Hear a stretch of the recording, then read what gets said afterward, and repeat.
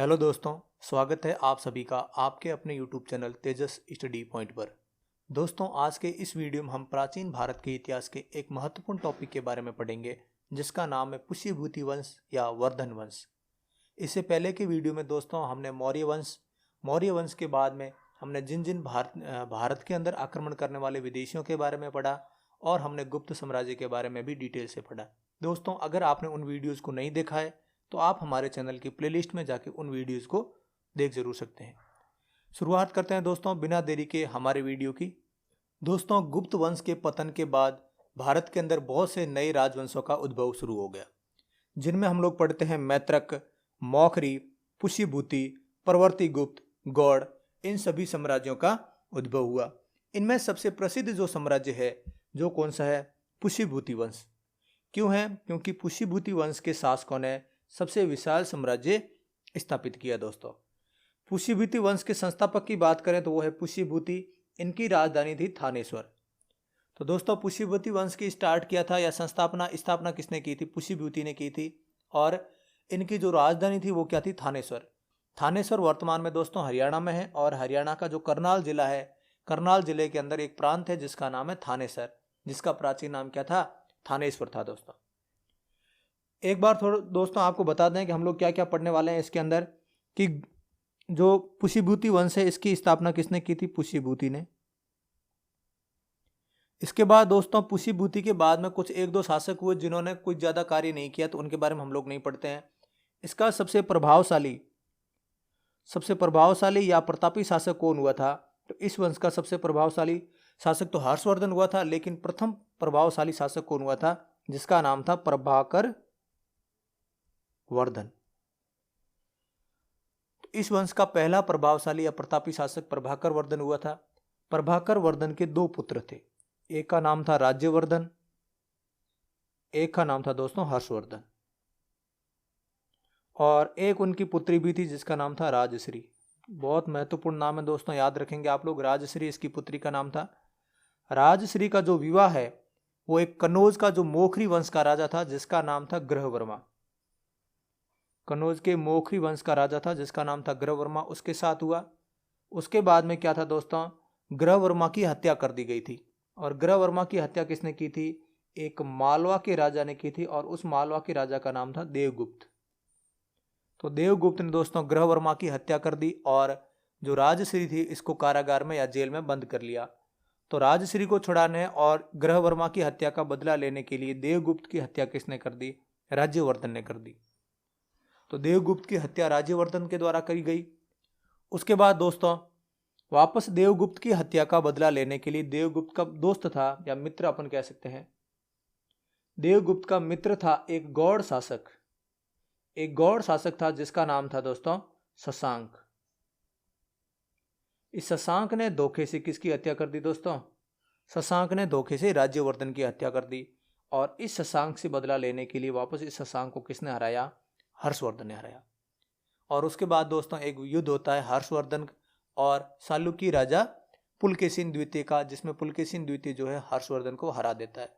इन सभी के बारे में दोस्तों आज हम डिटेल से पढ़ेंगे। प्रभाकर वर्धन इस वंश का सबसे प्रथम प्रभावशाली शासक था जिसने परम भट्टारक और महाराजा धीराज जैसी सम्मानजनक उपाधियां धारण की। तो प्रभाकर वर्धन इस वंश का सबसे या प्रथम प्रभावशाली शासक था जिसने महाराजा धीराज और परम भट्टारक की उपाधि धारण की थी। दोस्तों, परम भट्टारक की उपाधि एक और राजा ने धारण की थी, जिसका कौन थे? वो हर्षवर्धन था। वो प्रभाकर वर्धन की पत्नी यशोमती से दो पुत्र राज्यवर्धन और हर्षवर्धन तथा एक कन्या राजश्री उत्पन्न हुई। राजश्री का विवाह कन्नौज के मोखरी राजा ग्रहवर्मा के साथ किया गया। प्रभाकर वर्धन की पत्नी का नाम था यशोमती, और यशोमती के दो पुत्र थे दोस्तों, राज्यवर्धन और हर्षवर्धन, और उनकी पुत्री का नाम क्या था? राज्यश्री था। और राज्यश्री का विवाह किसके साथ हुआ?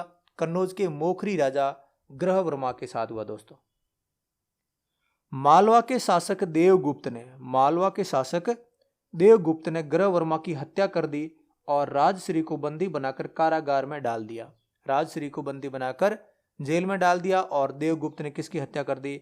उनके पति ग्रहवर्मा की हत्या कर दी। उसके बाद प्रभाकर वर्धन का बड़ा बेटा यानी कि राज्यवर्धन ने देवगुप्त को मार डाला, परंतु देवगुप्त के मित्र गौड़ नरेश शशांक ने धोखा देकर राज्यवर्धन की हत्या कर दी। अपनी बहन और अपने बहन के पति की मौत का बदला या हत्या का बदला लेने के लिए राज्यवर्धन ने क्या किया, देवगुप्त को मार दिया। लेकिन देवगुप्त का एक मित्र राजा था जो शशांक, जिसका नाम था शशांक, वो गौड़ राजा था, गौड़ वंश का राजा था। उस गौड़ वंश के राजा शशांक ने राज्यवर्धन की पुनः धोखा देकर हत्या कर दी। और एक दोस्तों ये नोट याद रखेंगे शशांक के बारे में, शशांक शैव धर्म का अनुयायी था। इसने जो बोध गया का जो बोधि वृक्ष है, जहाँ भगवान बुद्ध को या गौतम बुद्ध को ज्ञान की प्राप्ति हुई थी, उसको जो है कटवा दिया था। तो बोधि वृक्ष को कटवाने का घिनौना कार्य किसने किया था, शशांक ने किया था, क्योंकि वो शैव धर्म का अनुयायी था। और शशांक ने किसकी हत्या की थी, राज्यवर्धन की हत्या की थी। दोस्तों राज्यवर्धन की मृत्यु के बाद 606 ईस्वी में 16 वर्ष की अवस्था में हर्षवर्धन थानेसर की गद्दी पर बैठा। हर्ष को शीलादित्य के नाम से भी जाना जाता है और इसने परम भट्टारक नरेश उपाधि धारण की थी। तो राज्यवर्धन की मृत्यु के बाद उसका छोटा भाई यानी कि प्रभाकर वर्धन का छोटा बेटा जिसका नाम था हर्षवर्धन, वो 606 ईस्वी में 16 वर्ष की उम्र में थानेसर का राजा बनता है। थानेसर का राजा बनने के बाद वो कौन सी उपाधि धारण करता है, शीलादित्य।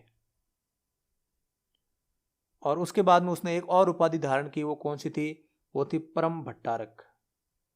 इसके पिता दोस्तों प्रभाकर वर्धन ने भी जो है वो परम भट्टारक की उपाधि धारण की थी और हर्षवर्धन ने भी परम भट्टारक की उपाधि धारण की। हर्ष ने क्या किया, अपने बड़े भाई राज्यवर्धन का बदला लेने के लिए शशांक को पराजित करके कन्नौज पर अधिकार कर लिया तथा उसे अपनी राजधानी बनाया।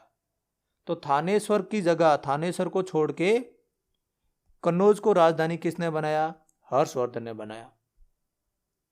किसको हरा के दोस्तों, शशांक को हरा के। और शशांक जो है वो एक गौड़ राजा था। हर्ष और पुलकेशिन द्वितीय के बीच नर्मदा नदी के तट पर युद्ध हुआ जिसमें हर्ष की पराजय हुई।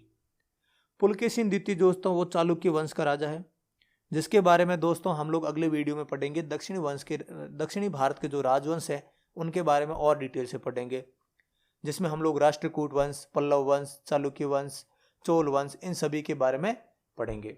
तो हर्ष और चालुक्य राजा पुलकेशिन द्वितीय के बीच में युद्ध हुआ। किस नदी के तट पर, नर्मदा नदी के तट पर। और इस युद्ध में किसकी विजय हुई दोस्तों, पुलकेशिन द्वितीय की विजय हुई और हर्ष की पराजय हुई। चीनी यात्री ह्वेनसांग हर्षवर्धन के शासनकाल में भारत आया। पिछले वीडियो में दोस्तों जब हमने गुप्त साम्राज्य पढ़ा था तो हमने पढ़ा था कि एक और चीनी यात्री जिसका नाम है फाहियान चंद्रगुप्त द्वितीय के शासनकाल में भारत आया था। और उसके बाद जो ह्वेनसांग है वो हर्षवर्धन के शासनकाल में भारत आया। दोस्तों ह्वेनसांग को यात्रियों का राजकुमार, नीति का पंडित एवं वर्तमान शाक्य मुनि भी कहा जाता है। तो नीति का पंडित किसे कहा जाता है, वर्तमान शाक्य मुनि किसे कहा जाता है, या फिर यात्रियों का राजकुमार, इन नामों से ये इन संज्ञा जो है किसके लिए प्रयोग किया गया, तो ह्वेनसांग के लिए। ह्वेनसांग जो है वह नालंदा विश्वविद्यालय पढ़ने और बौद्ध ग्रंथ संग्रह करने के उद्देश्य से भारत आया था। तो उसके भारत आने का मुख्य उद्देश्य था नालंदा में रह के पढ़ाई करना और उसके साथ जो है वो बौद्ध ग्रंथों का संग्रहण करना। हर्ष ने कश्मीर के शासक से बुद्ध के दंत अवशेष बलपूर्वक प्राप्त किए। हर्ष ने कश्मीर के शासक से जो बुद्ध भगवान है या गौतम बुद्ध है उनके दांत या दांतों के अवशेष जो है वो बलपूर्वक प्राप्त किए, यानी कि युद्ध करके प्राप्त किए।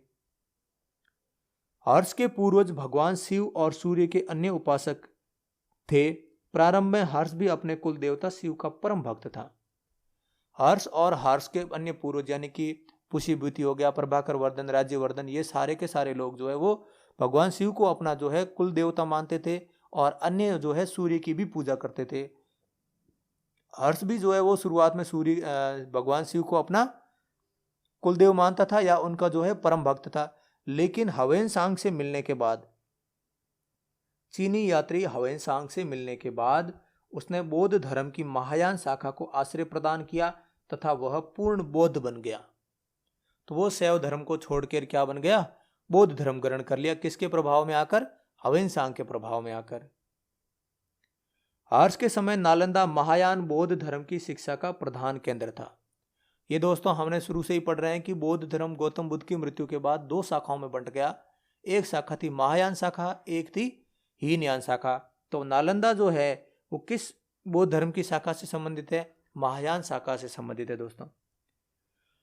हर्ष के समय में प्रयाग में प्रति 5वें वर्ष में एक समारोह आयोजित किया जाता था जिसे महामोक्ष परिषद कहा जाता था। हवेनसांग छठे समारोह में सम्मिलित हुआ। जब दोस्तों थानेश्वर का राजा हवेनसांग बना तो हवेनसांग के समय जो है हर 5 वर्ष में एक समारोह आयोजित किया जाता था बौद्ध धर्म वालों के, और उस समारोह का नाम क्या था दोस्तों? महामोक्ष परिषद।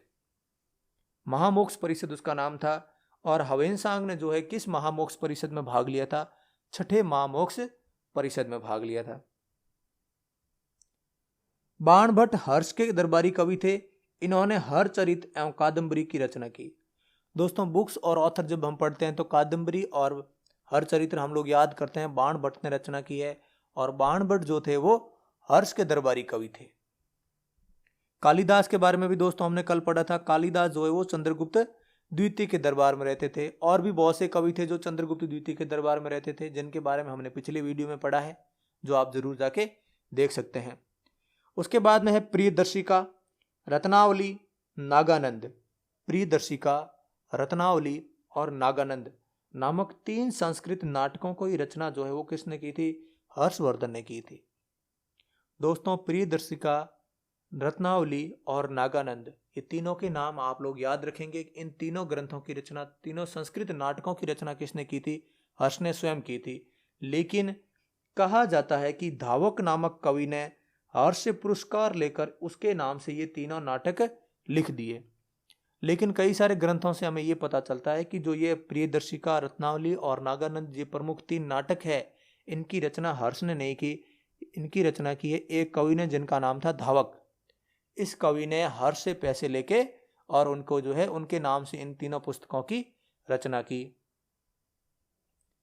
हर्ष के अधीनस्थ शासक महाराजा एवं महासामंत कहलाते थे। हर्ष के अधीनस्थ शासक क्या कहलाते थे? महाराज या महासामंत। इसके बारे में दोस्तों पढ़ते हैं कि हर्ष जो है वो थानेश्वर का राजा था। हर्ष के अंडर बहुत से साम्राज्य थे, और बहुत से साम्राज्यों के जो राजा थे उनको वो क्या कहता था? महाराज या महासामंत के नाम से जाना जाता है। और इन साम्राज्यों के अंडर में बहुत सारी प्रांतें थी, और इन प्रांतों को भुक्ति कहा जाता था दोस्तों। तो हर्ष जो है एक दरबार, हर्ष का जो दरबार या हर्ष का साम्राज्य था, हर्ष के साम्राज्य के अंडर में बहुत से छोटे छोटे साम्राज्य आते थे, जिन्हें जो है जिनके राजा को महाराज या महासामंत कहा जाता था। उन साम्राज्यों के अंडर में छोटी छोटी प्रांतें आती थी।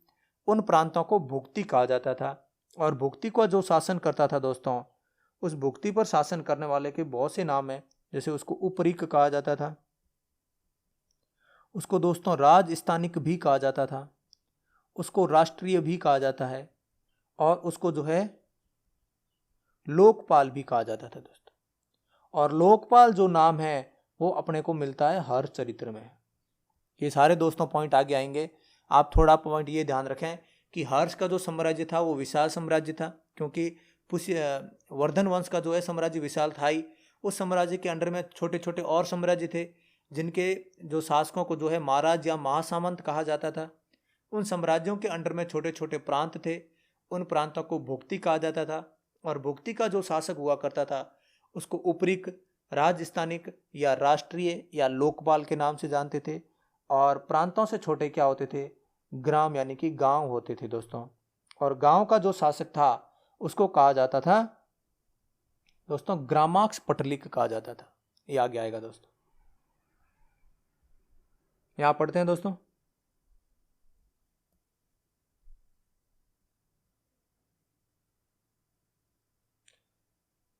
हर्ष के अधीनस्थ शासक जो है वो क्या कहलाते थे? महाराज या महासामंत कहे जाते थे। हर्ष के मंत्री परिषद के मंत्री को जो है वो सचिव या अमात्य कहा जाता था। हर्ष का जो मंत्री परिषद है, उस मंत्री परिषद के जो मंत्री है उनको या तो अमात्य कहा जाता था या क्या कहा जाता था? सचिव कहा जाता था। हर्ष के साम्राज्य में प्रांत को भुक्ति कहा जाता था, यानी कि हर्ष के साम्राज्य में जो प्रांत थे उन प्रांतों को कहा जाता था भुक्ति।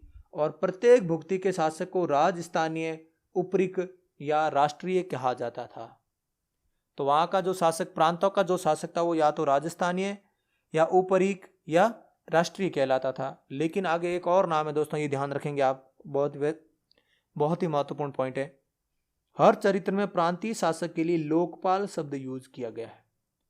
हर चरित्र जो बाण भट्ट के द्वारा लिखी गई है उसमें जो है लोकपाल शब्द किसके लिए यूज किया गया है? प्रांतीय शासक के लिए। ग्राम शासन की सबसे छोटी इकाई थी। प्रशासन की दृष्टि से सबसे छोटी इकाई कौन सी थी? ग्राम। और ग्राम शासन का जो प्रधान थे उसको क्या कहा जाता है? ग्रामाक्ष पटलिक कहा जाता है या कहा जाता था हर्षवर्धन के समय। तो वर्धन वंश के समय हमने देखा बहुत बड़े साम्राज्य, हर्ष के साम्राज्य के अंदर जो छोटे साम्राज्य थे उनका जो शासक था उनको महाराज या महासामंत कहते थे। जो प्रांत थे छोटे छोटे उन प्रांतों को भुक्ति कहते थे और उन प्रांतों के शासक को उपरीक, राजस्थानीय, राष्ट्रीय, लोकपाल इन नामों से जाना जाता था। उसके बाद सबसे छोटी इकाई की बात करें प्रशासनिक दृष्टि से तो वो ग्राम हुआ करती थी और ग्राम के शासक को जो है वो ग्रामाक्ष पटलिक कहा जाता था। दोस्तों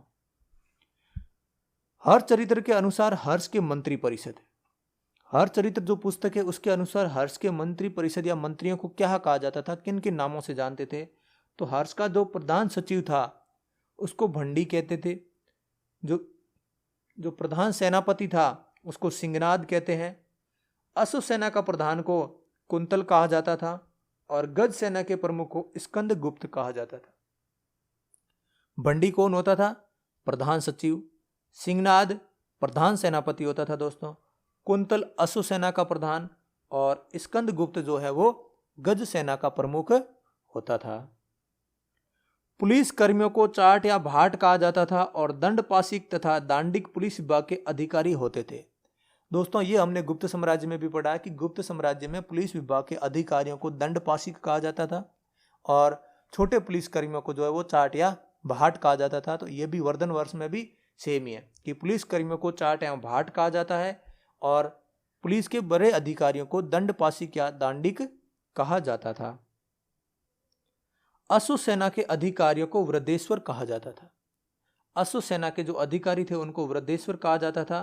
पैदल सेना के अधिकारियों को बलाधिकृत कहा जाता था। तो ये दोस्तों छोटे छोटे से नाम हैं, लोग थोड़े से मुश्किल होते हैं, कंफ्यूज करते हैं, लेकिन आप इनको याद रखें कि वर्धन वंश के समय अश्व सेना के अधिकारियों को कहा जाते थे? तो अश्व सेना के अधिकारी वृद्धेश्वर कहे जाते थे और पैदल सेना के अधिकारी बलाधिकृत कहे जाते थे। हर्ष के समय मथुरा सूती वस्त्रों के निर्माण के लिए प्रसिद्ध था। हर्षवर्धन के समय या वर्धन वंश के समय भारत का कौन सा शहर सूती वस्त्र के निर्माण के लिए प्रसिद्ध था? मथुरा। दोस्तों यहाँ पर दोस्तों हम वर्धन वंश के वीडियो को यहीं पे कंप्लीट करेंगे। मैं आशा करूंगा दोस्तों आपको ये वीडियो जरूर पसंद आया होगा। वीडियो अगर आपको पसंद आया तो वीडियो को लाइक, शेयर और कमेंट जरूर करें और अपने चैनल को भी सब्सक्राइब जरूर कर लें। मिलते हैं दोस्तों आगे के वीडियो में, तब तक के लिए जय हिंद, जय भारत।